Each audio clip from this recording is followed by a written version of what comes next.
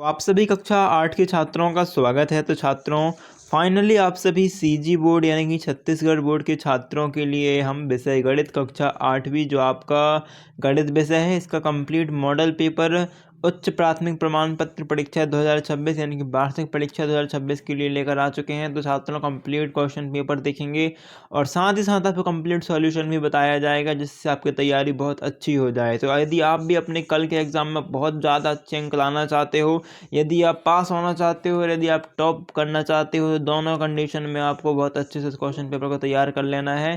ठीक है, तो देखते हैं यहाँ पर हम सबसे पहले यहाँ पर आपको देखो अनुक्रमांकन की रोल नंबर अंकों में डालना है, शब्दों में डालना है, स्कूल का नाम, विकास खंड, ये सब डालना होता है।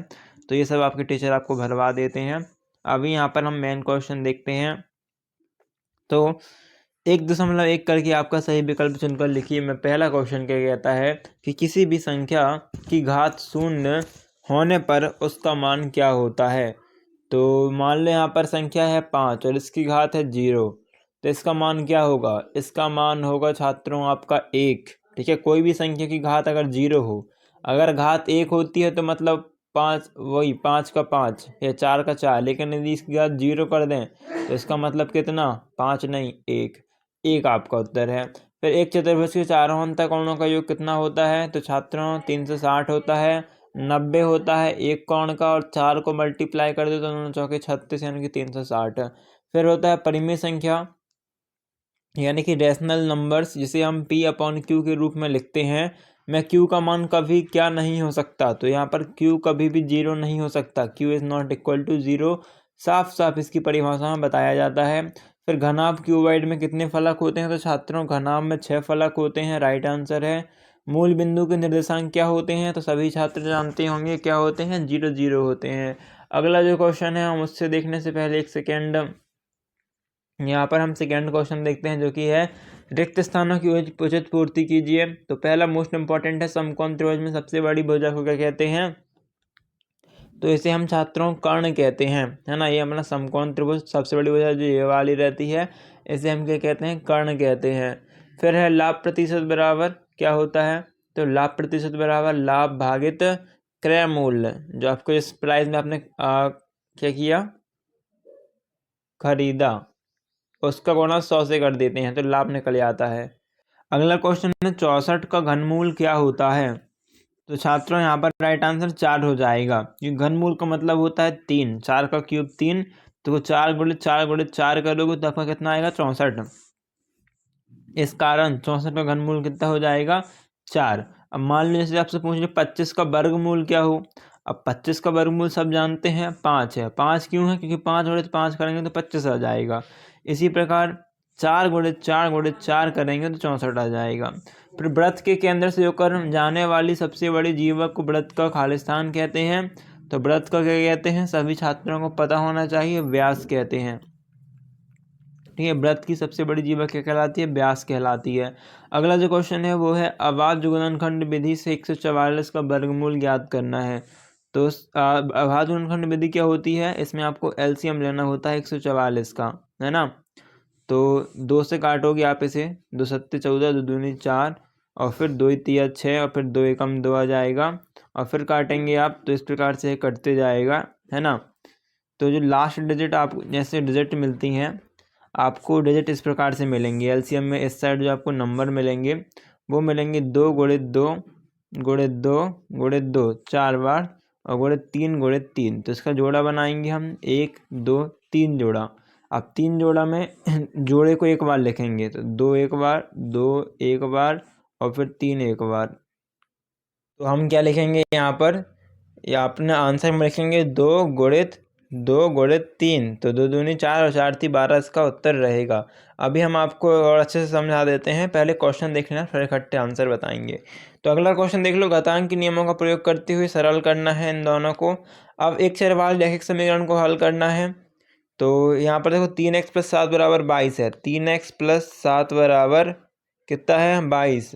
तो क्या होगा यहाँ पर? 3x बराबर, ये देखो ये अचर संख्या है, इसमें x नहीं लिखा है, तो प्लस का साथ तो पक्षांतर होगा। 22 - 7 यानी कि कितना बचेगा आपका? 22 में से 7 जाएंगे तो 2 गए तो 20, और 5 गए तो 15, यानी कि 15 बचेंगे। अब फिर ये 3x जो है 3 x इज इक्वल टू 3 गुना में है तो यहाँ पर आके भाग में आ जाएगा। 3 5 15 यानी कि x बराबर 5 आएगा। और इसको भी समझा देते हैं हम आपको। फिर 7वां क्वेश्चन देख लो कि 7 सेंटीमीटर त्रिज्या वाले एक वृत्त का क्षेत्रफल ज्ञात करो। ठीक है, तो ये 6वां क्वेश्चन, ये 5वां क्वेश्चन, ये 4था क्वेश्चन, ये 3रा क्वेश्चन। इंपॉर्टेंट क्वेश्चन के आंसर देखते हैं। देखो 144 का वर्गमूल ज्ञात करना था तीसरे प्रश्न में। इसका उत्तर इस प्रकार रहेगा, है ना। जो हमारा जो यहाँ पर जितने भी नंबर आए उसे हमने लिखा पहले, फिर इनका जोड़ा बनाएंगे। तो देखो 2 2 का जोड़ा बना, और फिर जोड़ा में जो एक जोड़े को हम एक बार लिखेंगे। ठीक है, हर जोड़े को एक बार, और फिर उसका गुणा कर देंगे तो हमको कितना मिल जाएगा, 12। 12 हमारा उत्तर रहेगा।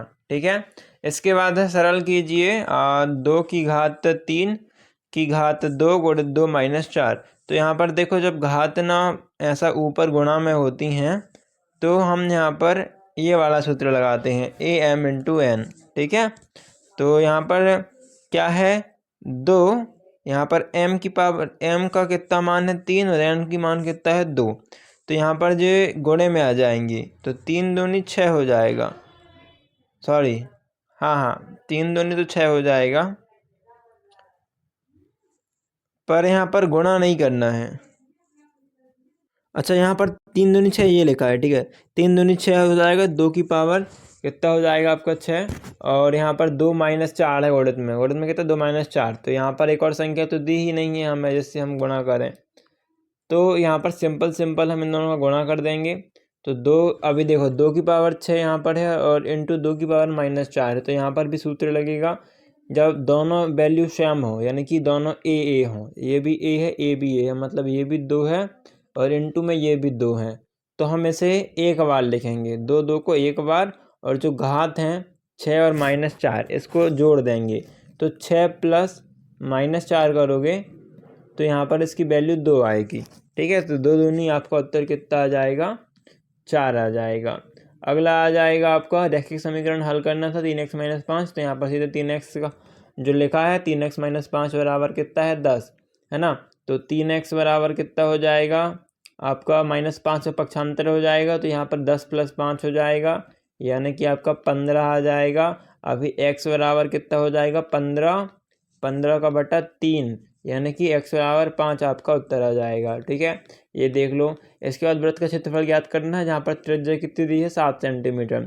तो वृत्त का क्षेत्रफल का सूत्र आपको याद होना चाहिए, जो कि होता है पाई आर स्क्वायर। अब पाई की वैल्यू सबको पता होती है 22/7 है, और आपकी आर की वैल्यू हमें दी गई है 7। तो आर का स्क्वायर यानी कि 7 गुणा 7 है, या फिर आप लिख सकते हो 7 का स्क्वायर। बात एक ही है, स्क्वायर का मतलब भी क्या होता है उसका संख्या का 7 फिर से गुणा करना।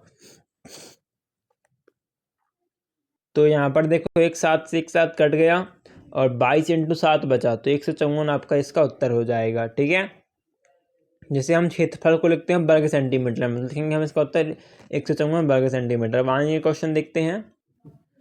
अभी देखो आपका 7वां क्वेश्चन है कि किसी बहुफलक के लिए ऑयलर का सूत्र लिखिए और उदाहरण से सिद्ध कीजिए, और फिर 1000 का 10% वार्षिक ब्याज की दर से 2 वर्ष का चक्रवृद्धि ब्याज ज्ञात कीजिए। 9वां क्वेश्चन दिया गया है, इसे आपको ज्ञात करना है। फिर आप 10वां क्वेश्चन देख लो, यहाँ पर गुणनखंड निकालने हैं इन दोनों के। 11वां क्वेश्चन देख लो, 2 क्रमागत प्राकृत संख्याओं का योग 31 से वे संख्याएँ ज्ञात करनी है। तो देख लेते हैं पहले 11 तक के प्रश्न का उत्तर।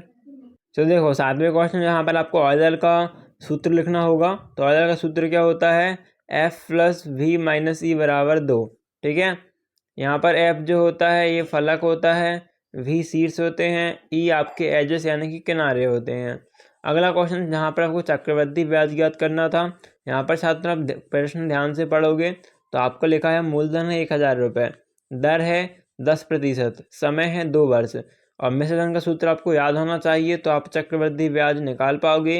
अब मिश्रधन का सूत्र क्या होता है, वो होता है A बराबर P into 1 plus R into 100 की पावर N। तो यहाँ पर A की वैल्यू जो है हमको देखो नहीं दी, P की दिखी है, R की दिखी है, N की है।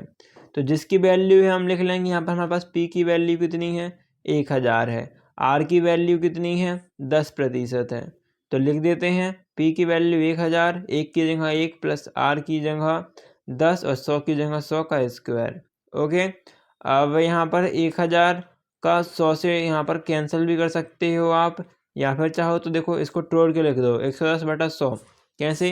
11 को 11 से गुणा करोगे तो 110 आएगा, और 10 का 10 से गुणा करोगे तो भी 100 आएगा, है ना, आएगा इतना ही आपका। तो यहाँ पर इस प्रकार से लिख सकते हो,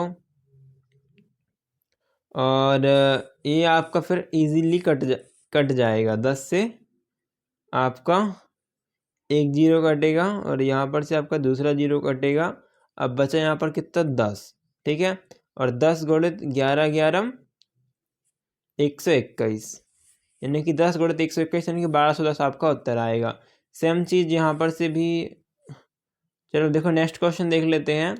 अभी यहाँ पर चलो थोड़ा सा और बचा है। अभी चक्रवृद्धि ब्याज आपको ज्ञात करना था, तो आपको मूलधन मिल गया, ए मिल गया। ए कितना मिला? 1210। चक्रवृद्धि ब्याज का सूत्र होता है ए माइनस पी।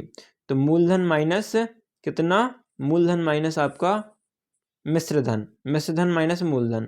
तो मिश्रधन हमें मिल गया 1210। अब मूलधन है हमारे पास 1000, तो इसे माइनस कर देंगे तो हमारा चक्रवृद्धि ब्याज 210 रुपये मिल जाएगा, ठीक है। अगला जो क्वेश्चन था, बीजीय व्यंजकों का गुणा करना था, 2x + 3 और 3x - 2। तो यहाँ पर देखो 2x और प्लस का 3 यहाँ, और ये जो 3x है, 3x - 2 और 3x - 2 दो बार। तो ये सॉल्व कैसा होगा?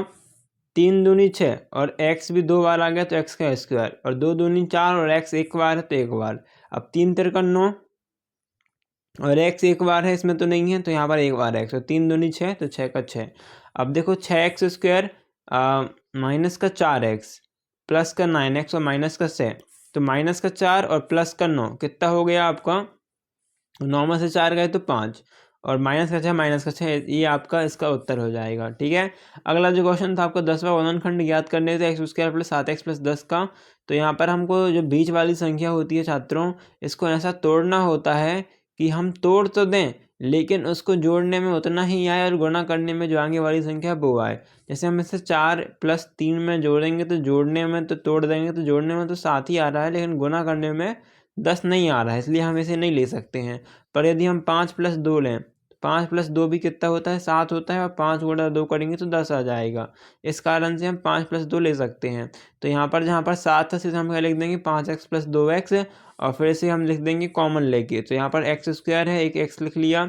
अभी एक बार और x है तो x कॉमन है, तो x यहाँ आ गया, 5 यहाँ आ गया, x तो यहाँ पर लिखा है +2x + 2 5 = 10। इतना आपका आंसर रहेगा। अभी देखो x + 5 5 और x + 2, क्योंकि एक x + 5 यहाँ से आया कॉमन था, जो दो बार, एक बार लिख लेंगे, और x + 2 को एक बार लिख लेंगे। ओके, इसका उत्तर हो जाएगा। अभी हम देखते हैं 11वां क्वेश्चन आपका। तो 11वां क्वेश्चन क्या कहता है? दो क्रमागत प्राकृत संख्याओं का योग 31 से विसंख्याएं ज्ञात कीजिए।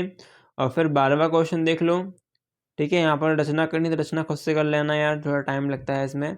13वां क्वेश्चन है, एक बेलन की ऊंचाई 14 सेंटीमीटर व आधार त्रिज्या 5 सेंटीमीटर है, इसका वक्र पृष्ठ क्षेत्रफल और आयतन ज्ञात कीजिए, है ना। और इसके बाद 14वां क्वेश्चन है, एक वस्तु का अंकित मूल्य इतना है और सिक्के में बेचा जाता है तो 72% ज्ञात करना है। और एक शहरी जनसंख्या 10,000 है, 5% वार्षिक दर से 2 वर्ष बाद जनसंख्या ज्ञात करें, और फिर इसमें आपको भाग देना है, ठीक है। भाग देना मतलब इसका ये भाग करके निकालना है। और फिर क्वेश्चन है, पिता की वर्तमान आयु की 3 गुनी है। पिता की वर्तमान आयु पुत्र की आयु की 3 गुनी है। 5 वर्ष बाद दोनों की आयु को 50 वर्ष है, दोनों की वर्तमान आयु ज्ञात कीजिए। और फिर पाई चार्ट में आपको आंसर निकालने हैं। तो देखते हैं क्वेश्चन। तो देखो जो क्वेश्चन था आपका, दो क्रमागत प्राकृतिक संख्याएं, तो माना पहली संख्या x है तो दूसरी संख्या क्या होगी? x + 1। तो प्रश्नानुसार क्या हो जाएगा आपका? x + x + 1 कितना है? 31 है, तो इसकी वैल्यू ज्ञात करनी है। तो देखो x + x 2x + 1 = 31। अभी क्या होगा? a प्लस का यहाँ पर पक्षांतर होगा तो माइनस का यहाँ पर 30 हो जाएगा।